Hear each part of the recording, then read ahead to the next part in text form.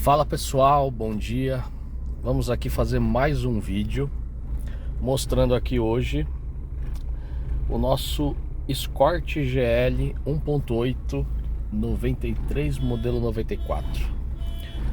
O objetivo aqui, pessoal, é mais uma vez fazer um vídeo, mostrando que podemos sim, utilizar nossos carros antigos e pegar estrada com ele, E aqui eu tô fazendo uma viagem, eu tô parado aqui na região da cidade de Boituva, Fiz uma parada aqui pra tomar um café.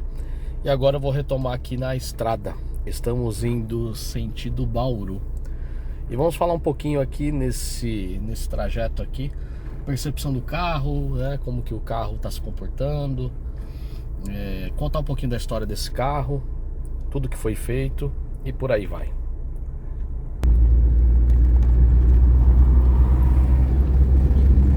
É isso aí, vamos lá. Estamos aqui já retomando aqui para a rodovia, De volta aqui na Castelo Branco. Bom, esse Escort aqui, vou contar um pouquinho da história dele, Mostrar aqui inicialmente um pouquinho da rodovia, Mas vamos falar um pouquinho do carro. Esse carro aqui foi adquirido em 2020, durante a pandemia. Foi o segundo carro que compramos aí a partir da pandemia, Eu acho que eu já devo ter falado isso antes, mas a pandemia no início, deixou a gente muito preocupado assim, com todas as pessoas e de fato, lá na minha casa nós ficamos 3 a 4 meses sem sair de casa, trabalhando remoto, tentando readequar as coisas, reajustar orçamentos, enfim, uma série de questões, E a gente tá ficando meio maluco, de tudo isso, E aí a gente resolveu descarregar um pouco essa preocupação, essa energia aí ruim, fazendo algo que gostássemos, E aí a história é que peguei os meus filhos e a gente pegou um sábado e falamos assim, nós vamos atrás de um carro antigo, vamos comprar um carro antigo pra gente poder ficar mexendo aqui em casa e arrumando aos poucos. Então essa foi a ideia inicial, que começou na pandemia e acabamos não parando mais, E o primeiro carro, que nós compramos foi o Santana. Em breve nós falaremos do Santana, o Santana GL90. E esse aqui, o Escort, foi o segundo carro. Comprei mais ou menos uns 3 meses depois do Santana, Por incrível que pareça, eu achei na mesma cidade que eu moro, a 9 minutos de casa, mas eu achei ele no Classificados, da região, E era um carro que o que me chamou a atenção na ocasião é que era um carro de segundo dono. O segundo dono tinha ficado, acho que 25 anos, 26 anos com o carro. E nas fotos dava para perceber, que era um carro muito bem alinhado, apesar de estar com a pintura bem feia.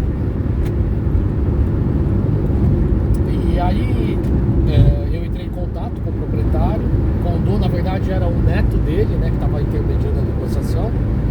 No primeiro contato tinha falado para mim que o carro tinha sido vendido, E aí eu pensei, ok, sem problemas, vamos para o próximo, E aí o anúncio foi inativado. Depois de alguns dias procurando, eu vejo que esse anúncio voltou a aparecer. E aí imediatamente já mandei uma outra mensagem falando, eu tenho interesse sobre o carro, E aí começou a vir umas perguntas, você é de onde, como que você vai pagar? Aí eu falei, opa, meu amigo, é o seguinte, antes de mais nada, eu preciso ver o carro e ver se eu gosto do carro. Se eu gostar do carro, a gente avança, para essa próxima parte,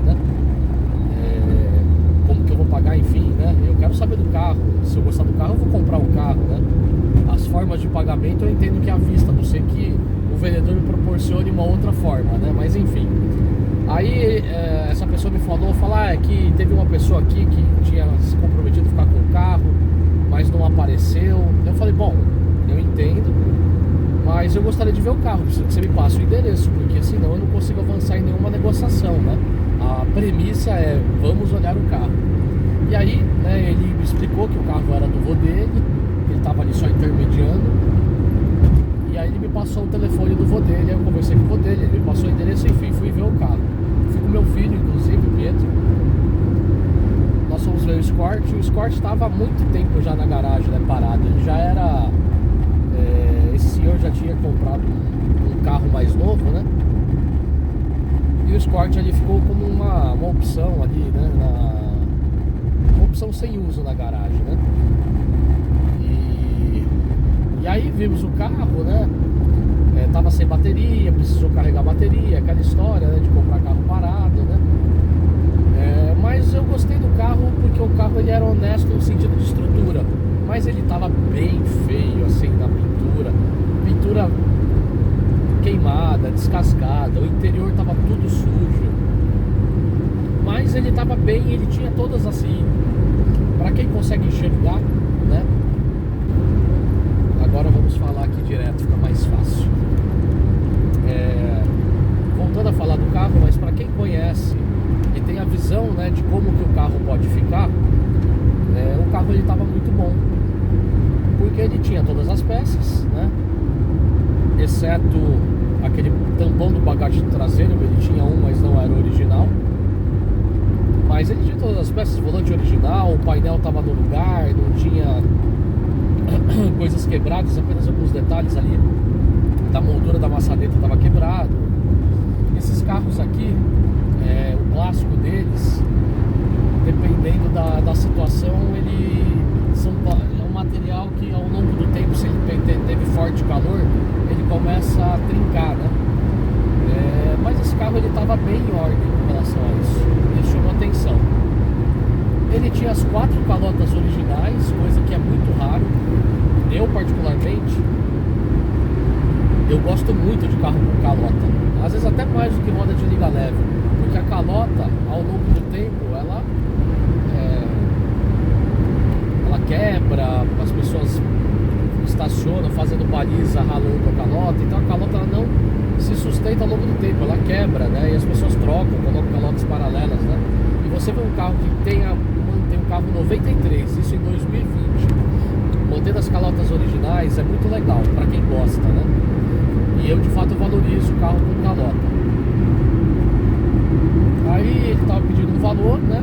Aí eu fiz uma negociação, fiz uma proposta para ele, ele fez uma contraproposta, um pouco intermediário ali, e a gente fechou o negócio ali, né? Depois que a gente fechou o negócio, né? Aí o senhor até falou, ó, inclusive no porta-luvas está o rádio dele, original, né? O rádio que veio do carro. Eu falei, nossa, o rádio que veio do carro. Quando eu abri, né? Aí eu vejo aquele toca-fitas original da Ford, eu falo, nossa, isso daí, só aí já foi um ganho, né? Porque eu não tava nem contando que isso viria no carro. O carro tava com um CD moderno, enfim, não tinha nada a ver, né? E aí a gente entrou pra entramos na casa dele pra fazer os trâmites, né? E aí ele começou a me mostrar os documentos, né? Aí ele me mostrou o documento de transferência, o documento de transferência de 1995, que foi o ano que ele comprou esse carro como segundo dono. Esse carro ele foi tirado do zero na concessionária Ford Simão, em Bauru. O carro ainda tem o manual do proprietário, ele guardou, ele me mostrou o manual com todos os livretos, nota fiscal de fábrica e a nota fiscal que ele comprou de segundo dono, que ele comprou na concessionária de esbalto, né? Enfim, quando eu vi essas coisas aí, eu gosto muito da história do carro, o que esse carro, por onde ele passou, as pessoas que tiveram o carro, o que representou para a família. Eu acho tudo isso muito legal, né? E você vê o livreto preservado com aquele encarte, a capa dele, tudo funcionar tudo certinho, é algo que faz a gente gostar mais ainda disso, né? E aí ele me mostrou, foi me mostrando tudo isso, e o documento de transferência, ele tava lá com alienação, né? Porque quando ele comprou esse carro ele comprou financiado. Ele me mostrou até na ocasião a carta de quitação da financeira que ele fez na época. A financeira é a BPA ou PVA, algo assim. Aí, beleza, né? Fechamos o negócio, eu peguei os documentos e tentei transferir. ainda, porque a legislação antiga financeira não existia mais, né? E aí o que a gente precisou fazer? Identificar o que fim levou essa financeira, né? Aí nós identificamos que o Banco Itaú havia comprado essa empresa. E aí, entrando em contato com o Banco Itaú, nós conseguimos com que eles atualizassem essa carta de quitação para poder dar a baixa do gravame e conseguir fazer a transferência. Isso resolvido, aí fomos transferir o carro. O recibo de transferência, ele, de tão antigo que ele estava, ele acho que teve traça, tinha feito alguns furinhos nele. E aí eu tentei transferir esse documento, o Detran não aceitou.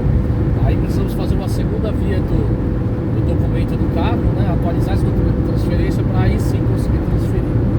Bom, com isso resolvemos a questão da documentação do carro. A primeira coisa que a gente fez no carro era, falei, bom, tentamos ali melhorar alguma coisa do visual dele, né? Lavar, limpar, enfim, né? Mas estava muito ruim, né? E ali a gente não dava pra fazer nada. Aí nós mesmos trocamos algumas coisas, algumas mangueirinhas que estavam ressecadas. Tivemos que comprar bateria nova, enfim. Fizemos algumas melhorias no carro, da parte de mecânica, né? Pra simplesmente conseguir andar com o carro. Mas assim, o carro estava muito ruim, a marcha lenta ela não se mantinha, né? Não tinha lenta. E aí falei, bom, temos que fazer o carro, né? A primeira coisa foi fazer uma revisão mecânica para no mínimo conseguir se deslocar com o carro, né? Aí precisamos refazer esse carro aqui, ele é carburado ainda, ele é um 93, 94. Então nessa fase ainda os Escorts eram carburados. Em 94, durante o ano de 94, começou a sair as versões com injeção eletrônica monoponto, né? Então esse carro aqui ainda era, como são os primeiros, né, GL, ainda saíram com a sua versão carburada. E aí nós precisamos refazer o carburador completo, né? Porque estava muito ruim. Refizemos o carburador, trocamos todos os reparos, enfim, né? Carburador zerado e algumas outras melhorias, né? Na suspensão, trocamos pivô, uma bandeja que estava ruim, pastilha de freio, disco, o básico ali para o carro funcionar. Fizemos limpeza no sistema de arrefecimento, varetamos o radiador, trocamos cebolinha, cebolão, enfim, aditivo no sistema, sangrou freio, trocando óleo. O carro estava muito tempo parado, né? Essa foi a primeira leva das revisões, né? E aí beleza, né? O carro já estava conseguindo andar com ele, né? Mas ainda fazia barulho, amortecedor ruim e tal. Aí a segunda etapa foi refazer a pintura dele completa, né? E aí esse carro demorou quase um ano. Deixamos ele encostado, desmontamos tudo, né? Frente, traseira, desmontamos vidros, lateral de porta, enfim, né? E fizemos uma pintura, um banho por fora, né? Do famoso vermelho Barcelona, né? E esse carro, quando a gente desmontou, a gente viu o carro nunca teve batida, nem de frente, nem de traseiro, o carro lacrado, né? O carro ficou pronto, aí fizemos ali polimento, né? Alguns ajustezinhos ali. Fomos para a segunda etapa da manutenção, aí sim trocando amortecedores, né? Fizemos mais algumas coisas aí, enfim. O carro hoje ele tá 100%, a junta do cárter, junta do cabeçote fizemos também, enfim. Deixamos o carro, a correia dentada, muito importante trocar a correia dentada, principalmente de carro antigo. A gente não sabe quanto tempo esse carro ficou parado, se essa correia ressecou, quantos anos o antigo dono andou. Geralmente são carros que nessa situação são negligenciados pelos antigos donos, então é algo que precisa trocar antes de fato de colocar o carro para usar, né, em mais ocasiões. Então nós fizemos isso, deixamos o carro aí 100% seguro, né? Nós estamos aqui em 2023, esse carro ficou pronto desde de 2021 e a gente tem usado esse carro eventualmente em várias viagens, né? É um carro que nunca, depois dessas manutenções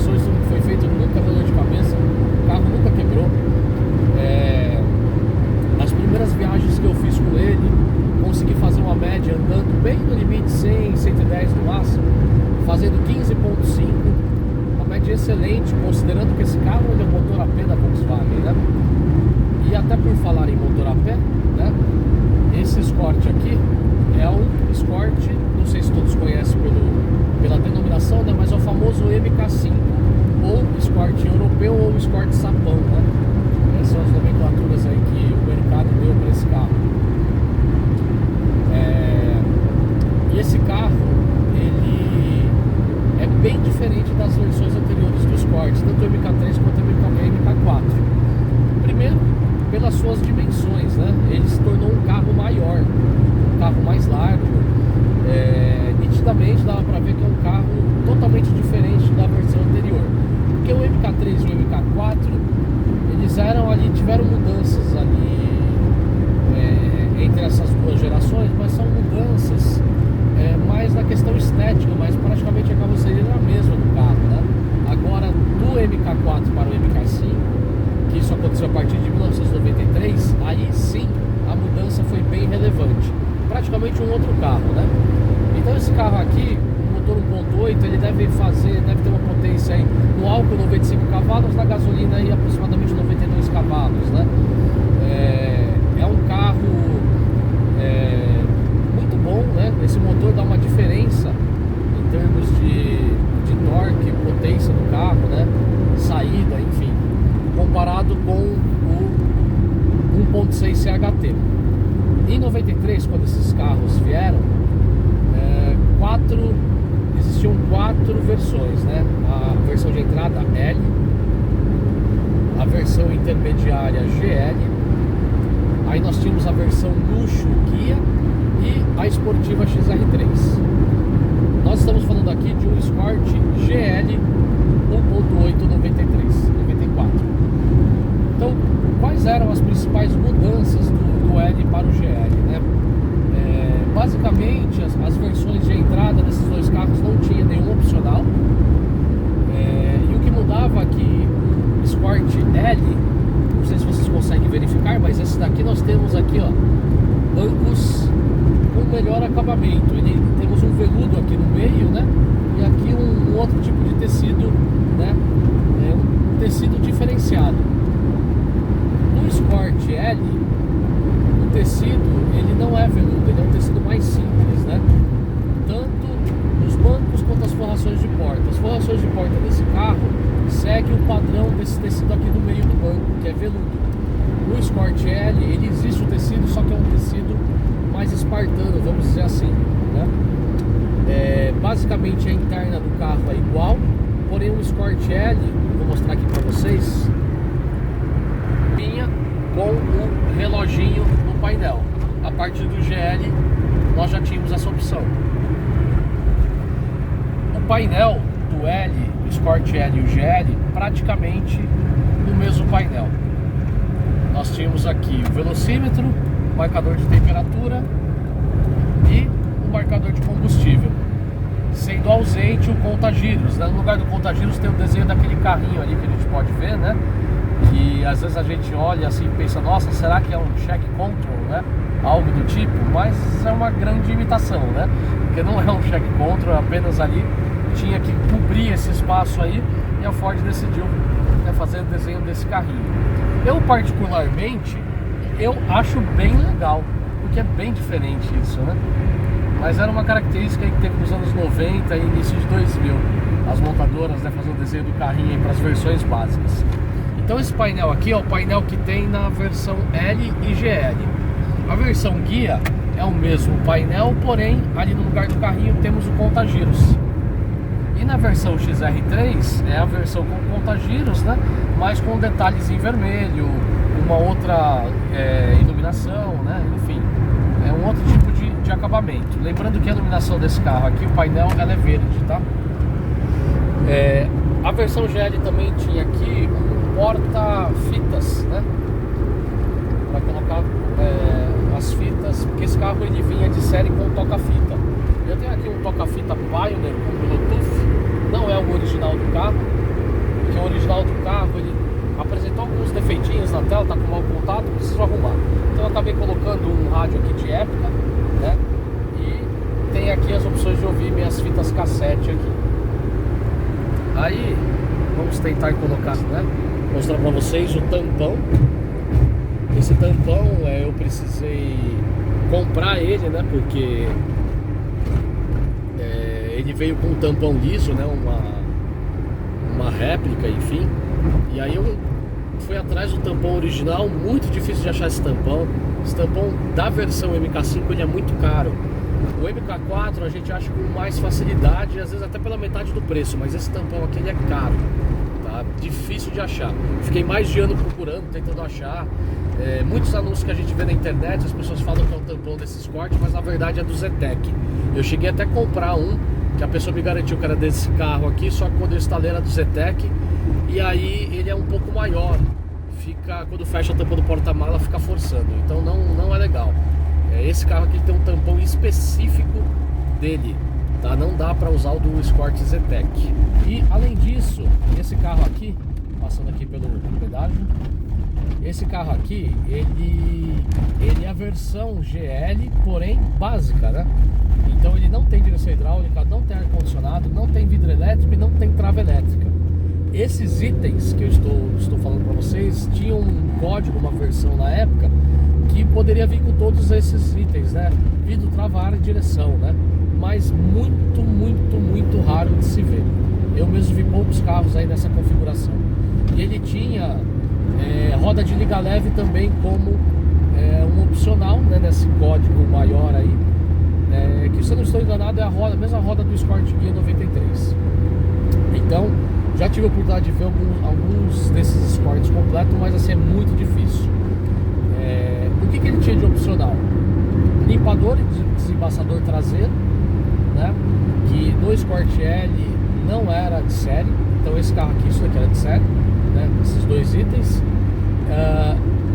O toca-fitas, como eu falei para vocês, reloginho no painel e esse acabamento diferenciado no interior dele. Além disso, ele tinha rodas pretas com calota. A versão do Escort L era aquela roda pintada de cinza, roda de ferro cinza, né? Uma calotinha central. Então, basicamente, esses eram os itens que diferenciavam aí o Escort L do Escort GL. Além de o Escort deste ano, o Escort L, ele tem a opção de motorização 1.6 CHT e opcional a versão 1.8 AP. Fora isso, estamos falando praticamente do mesmo carro. Então, no geral, é um carro muito gostoso de dirigir, um carro prazeroso de dirigir. Eu gosto muito dos carros, né, com motor AP da Volkswagen. Mas esse motor ele se comporta de forma totalmente diferente no Volkswagen e no carro da Ford ou Auto Latina, enfim. O câmbio dele, talvez a grande diferença, né? O câmbio da Ford comparado com o câmbio da Volks. O câmbio da Volks mais justinho, trocas de marcha mais curtas. O da Ford tem por característica ser um câmbio mais longo, né? Então, a dirigibilidade entre Ford e Volks nessa época eu acho muito grande, né? Eu digo isso porque eu tenho Volkswagen também e isso fica evidente, né? Principalmente na questão do câmbio. Mas no mais é um carro muito bom de dirigir, é um carro ágil, né? Óbvio, guardado as proporções, né? Hoje em dia a gente sabe que temos carros aí muito mais modernos e para a época dele era um carro confortável, espaçoso e ágil. Tem um porta-mala excelente, né? Apesar de ser estamos falando de um veículo hatch, né? É um carro que tranquilamente comportava aí um casal e 3 crianças atrás, com mais mala, tranquilamente aí no início dos anos 90. E o curioso disso tudo, né? Falando assim sobre esse carro, é que se comparar um Escort GL 93 da época com um Gol GL 93, né? Eu falo isso porque eu vivi a época, né? E na época eu ficava assim, era claro pra mim como o acabamento da Ford era muito, mas muito melhor do que o Volkswagen. Sem falar no tamanho do carro. O Gol na época, o Gol quadrado, ele tinha aquele step que tomava 1/4 ali, 1/3 ali do porta-malas, porta-malas pequeno, carro apertadinho, né? Mas fez muito sucesso o Gol, né? O Gol é um carro que até hoje faz muito sucesso. Mas se comparasse um carro com o outro, eu sempre achei o Escort muito melhor, em termos de acabamento, painel. A gente olha aqui para esse painel, aqui é um painel bonito, né, com uma série de botões, o acabamento das portas, enfim, comparado com o Volkswagen na época, eu achava que, né, deixava muito a desejar, né? E é incrível, né, que o Escort ele não envelheceu como o Gol, né? O Gol hoje é um carro disputado aí por muita gente. E se a gente fosse pegar um Gol dessa mesma versão e ano, o Gol GL 1.8 93 com esse Escort GL 1.8 93, colocar os dois lado a lado, certamente o Gol vai valer pelo menos 2 vezes mais do que o Escort. É incrível como o Escort ele não pegou valor, né?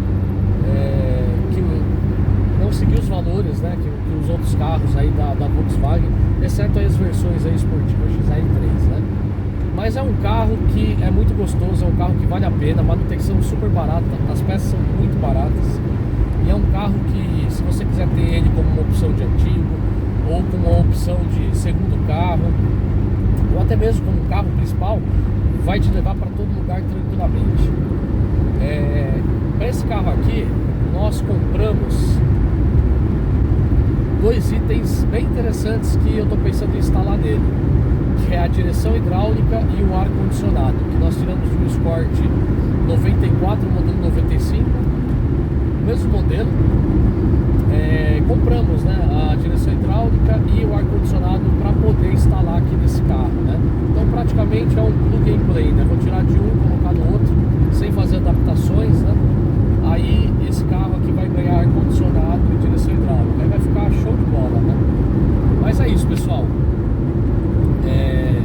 Resumindo aqui, nós estamos fazendo uma viagem de 350 km, né? Já rodamos até o momento aqui 184 km. Estamos aqui finalizando aqui 2/3 aqui da viagem. E o objetivo, como eu falei no início, é mostrar para vocês que sim, é possível ter um carro de 30 anos, né? Com pouco dinheiro, manutenção barato, é possível deixar esse carro em boas condições e colocar esse carro para